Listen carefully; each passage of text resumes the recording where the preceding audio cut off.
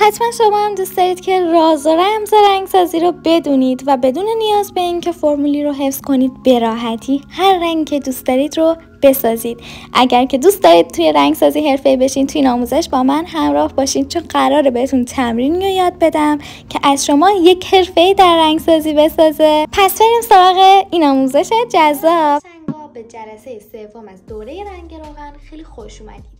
توی این جلسه قرار با هم دیگه یاد بگیریم که چطوری میتونیم رنگ حالا اون چیزی که میبینیم رو بسازیم. اولین مدلی که من قرار دادم در واقع یک سیب هستش که حالا من قصد دارم رنگش رو بسازم. به دسته رنگی منم خواهشاً توجه نکنید.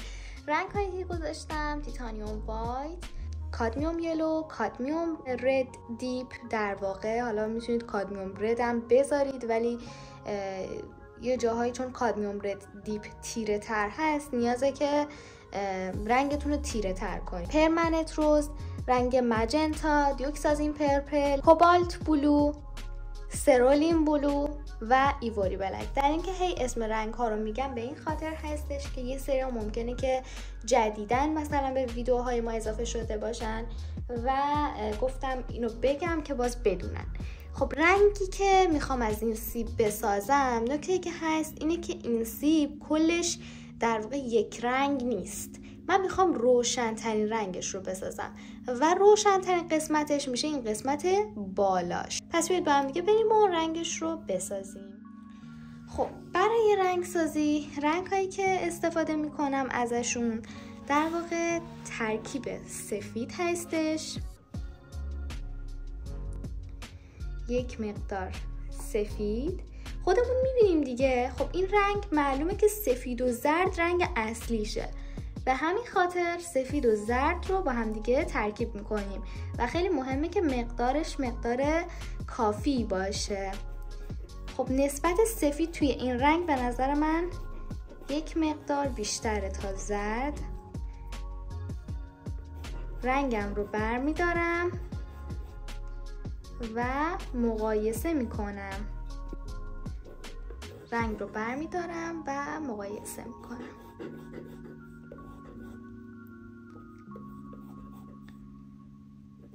انگاری که رنگی که ساختم خیلی کمه و اگه بردارم متوجه نمیشید. به همین خاطر دوباره سفید برمیدارم، زرد به اندازه نیاز. اینکه بفهمید که چه مقدار زرد بهش احتیاج دارید، چشمی این کار رو کنید و بعدا مقایسه میکنید.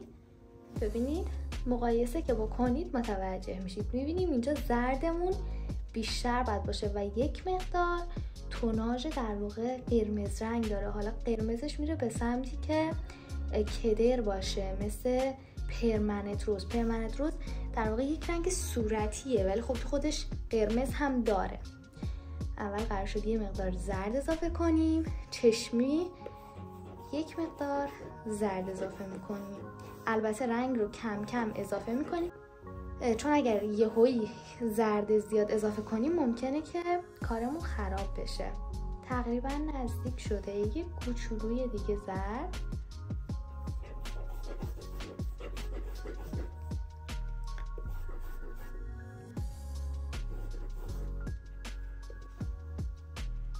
تقریبا از لحاظ زرد نزدیک شده ولی یک مقدار پرمننت روز بهش اضافه میکنیم.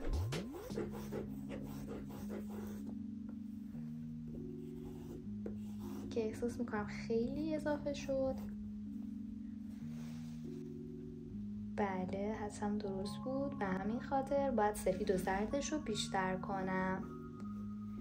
سفید و زرد.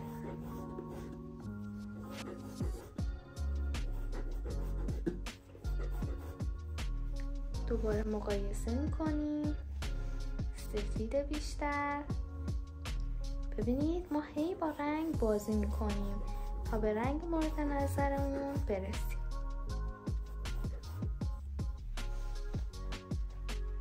هنوز نرسیدیم.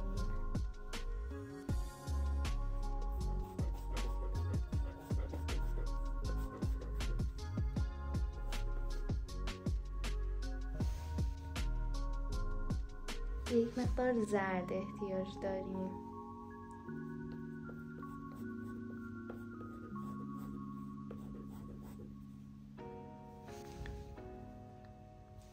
زرد بیشتر.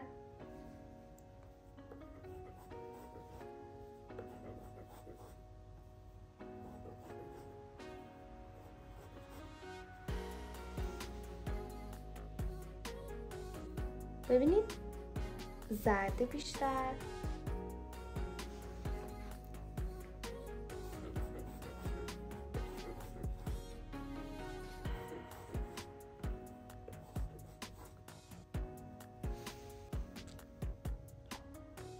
نگاه کنید. البته تاثیر در واقع رنگ روی چیز هم خیلی مهمه دیگه. ببخشید، نور هم تاثیر زیادی داره روی ساخت رنگ.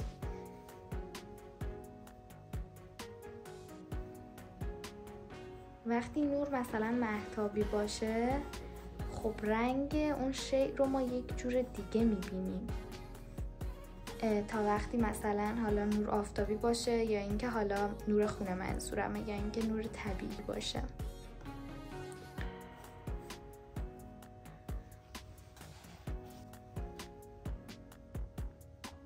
خیلی بهش نزدیک شد، اما احساس میکنم که یک مقدار قرمز داره تو خودش.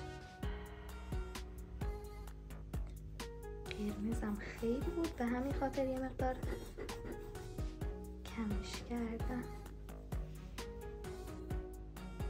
میبینید بچه ها کاملا خودش شد، کاملا خودش شد دیگه، خیلی بهش انصافا نزدیک شد. اما میتونم باز یه مقدار بهش سفید اضافه کنم و یه مقدار زرد، باز خیلی بیشتر میشه شبیهش. زرد بیشتر.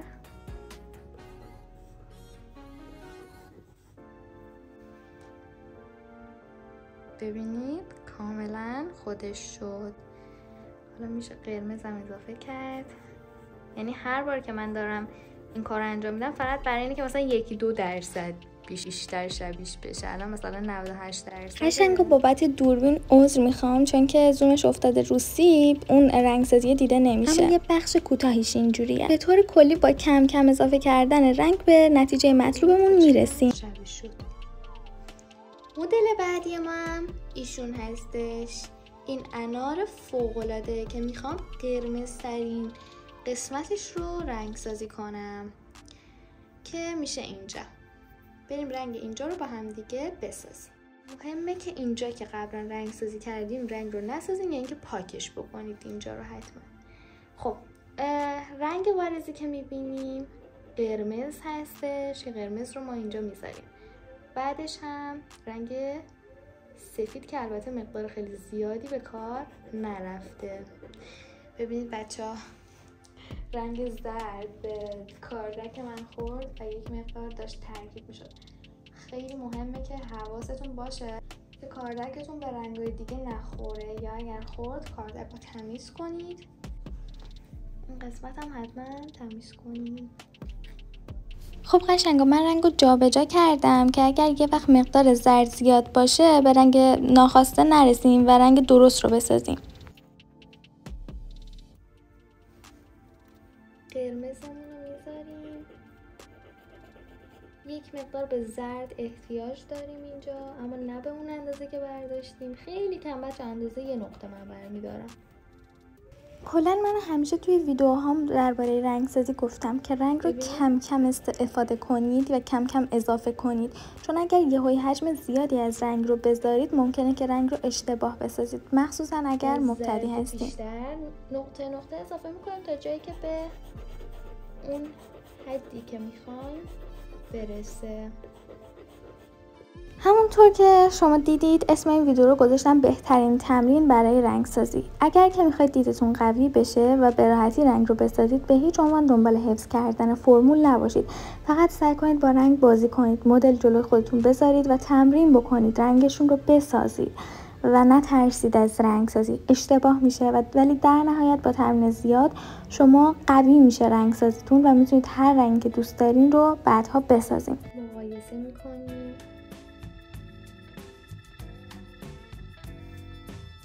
این رنگ وسطش رو میگم که هنوز نرسیدیم به اون حد از مطلوب. یه سری بافت ها هستش روشه ها، اما من منظورم بیس کاره، بیس بدون بافت. نیاز به زرد داریم.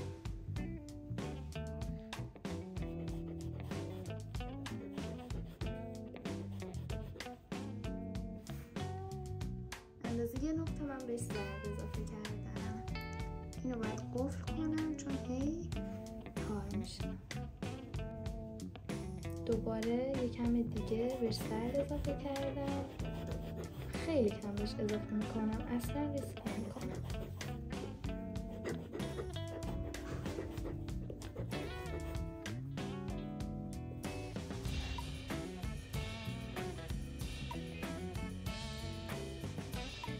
خیلی نزدیک شد به رنگ مورد نظر، اما احساس میکنم یک مقدار قرمز.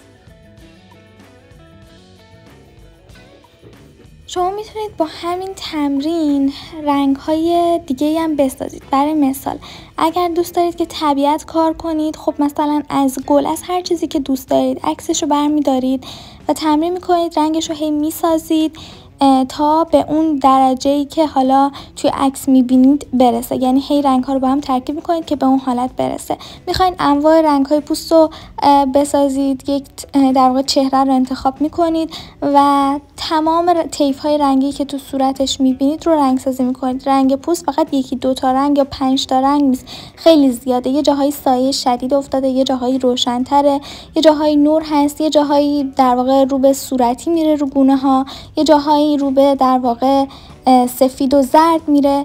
تمام این رنگ ها رو میتونید بسازید، همینطوری تمرین بکنید تا دیدتون قوی بشه و بتونید هر رنگی که دوست دارید رو به راحتی بسازید. ببینید من هی دارم رنگ رو با اون قسمت از مدل که دارم رنگ سازیش میکنم مقایسه میکنم تا به رنگ مورد نظرم برسم. یک کاری که خیلی بهتون کمک میکنه توی رنگ سازی این هستش که موقع رنگ سازی از خودتون بپرسید که چه رنگی نیازه بهش اضافه بشه تا به اون چیزی که میخوام برسم، به اون رنگی که میخوام برسم. اینطوری در واقع خیلی راحت تر و سریعتر به نتیجه مطلوبتون میرسین. اینم از رنگ این انار زیبا که ساختیم با هم. مدلی که قرار دادم یک شیر هستش که قرار صورتی ترین قسمتش رو با هم دیگه رنگ سازی بکنیم. طبیعتا رنگی که میبینی و میدونین توش هست سفید هستش و رنگ پرمننت روز که یک صورتی بسیار جذاب هست. این رنگ ها رو با هم ترکیب میکنیم و با در واقع مدلمون مقایسه میکنیم. حالا چه چشمی چه میتونید رنگ رو کنار مدل بگیرید و هی از خودتون میپرسید که چه رنگی نیازه بهش اضافه بشه. طبیعتا میدونیم رنگ بعدی که نیاز هست بهش اضافه بشه یک جوری رنگ زرد هستش که یک مقدار اضافه میکنیم و رنگ رو همونطور که گفتم باید کم کم اضافه بکنیم. بازم میگم یادتون باشه که رنگسازی فرمول حفظ کردن نیست، بلکه تجربه کردنه، تمرین کردنه و تکرار کردنه. اینم از این رنگ زیبا که با چند تا رنگ ساده ساختیمش. مدل بعدی ما در واقع یک گردو هست که تصمیم دارم روشن‌ترین رنگش رو بسازم همونطور که با کاردک بهتون نشون دادم.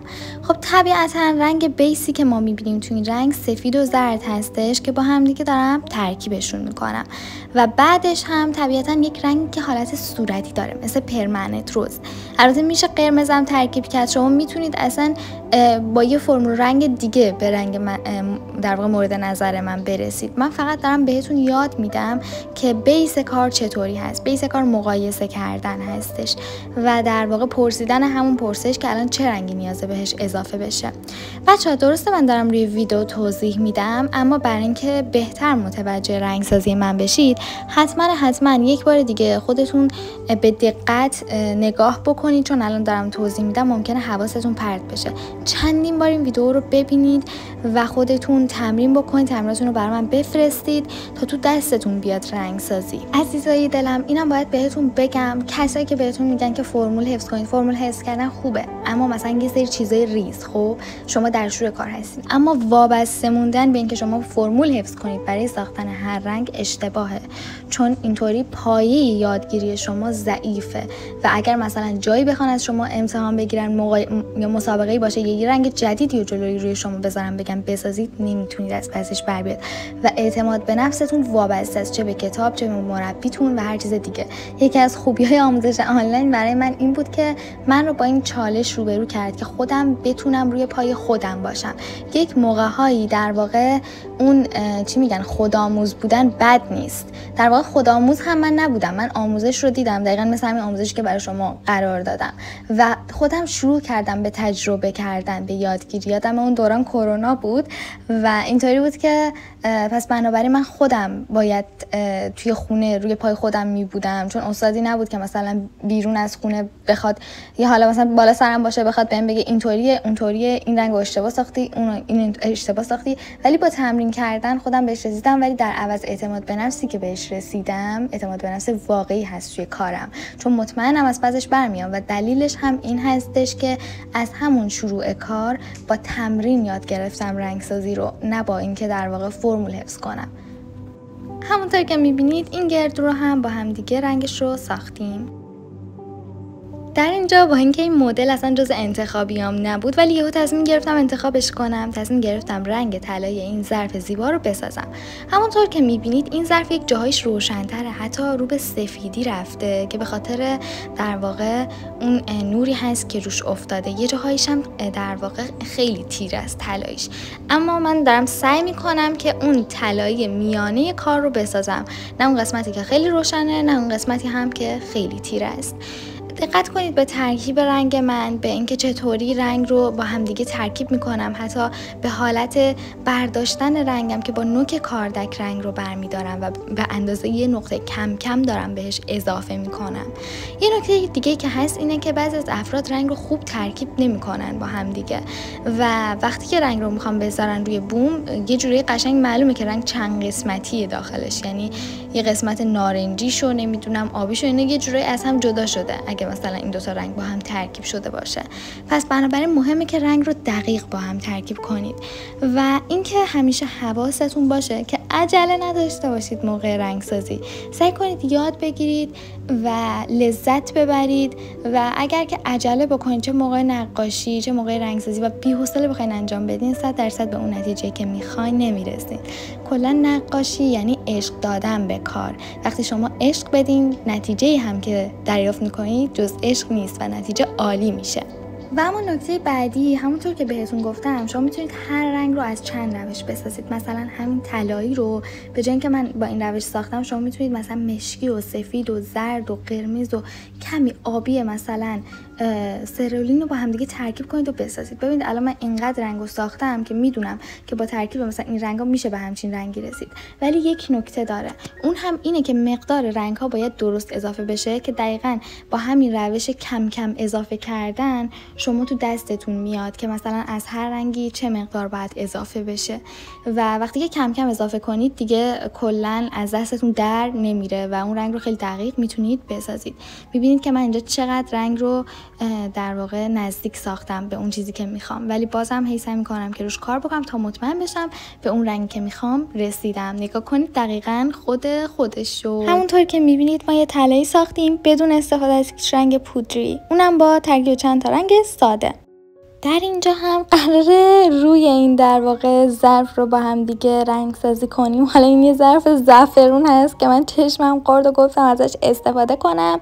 قراره با هم دیگه این رنگ فیروزه‌ای جذاب رو بسازیم. خودتون دیدید که الان اومدم آبی رو با سفید ترکیب کردم، به این رنگ رسیدم. یک کوچولو بهش زرد اضافه کردم که یک رنگ سبز بهم داد. حالا همین رنگ رو که من با در واقع آبی سرولین ساختم میخوام با آبی کوبالت بسازم، یعنی آبی کوبالت سفید و زرد رو به مقدار نیاز دقیقاً به همون اندازه‌ای که چشمی دارم میبینم رنگ ها رو برمیدارم و با هم ترکیب میکنم.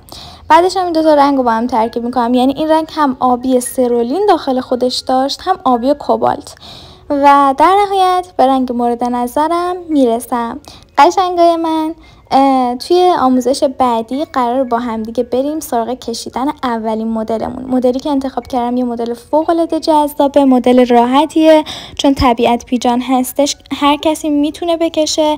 البته که توقع نداشته باشید از خودتون که همون بار اول عالی کار کنید، ولی مطمئنم که با هم دیگه با تمرین و تکرار میتونیم به سطح خیلی خوبی برسیم و شما هم به یک نقاش فوق‌العاده ماهر تبدیل بشین. خیلی دوستتون دارم.